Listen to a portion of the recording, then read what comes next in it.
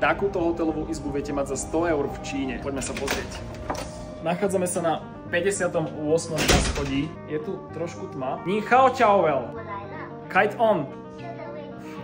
Celá izba je ovládaná hlasom. V každom prípade nájdeme tu Nespresso kávovar, ktorý je môj obľúbený a veľmi cením, keď ho majú hotely. Táto izba má 270 stupňový výhľad na celé mesto. Takto vyzerá umývadlo so zrkadlom a hneď vedľa neho nájdeme aj amenitiesky s Dyson fénom. Je v týchto 5-hviezdičkových hoteloch v Číne bežný. Hneď vedľa sa nachádza takáto obrovská vaňa, alebo možno mini bazén by som to nazval, pretože je naozaj veľká a je odtiaľ krásny výhľad na celé mesto Chongqing. V kúpeľni ale nájdeme aj sprchový kút s takýmito mramorovými vzormi a taktiež sa tu nachádza aj japonská toaleta. Obrovská posteľ, nad ktorou sa nachádza aj dataprojektor, čiže si viete spustiť plátno, pozrieť si večer váš obľúbený film. Celú izbu viete ovládať týmto dotykovým panelom od zavolania čašníka po zhasnutie, nastavenie alarmu a podobne. Čo poviete? Dali by ste 100 eur za takúto hotelovú izbu?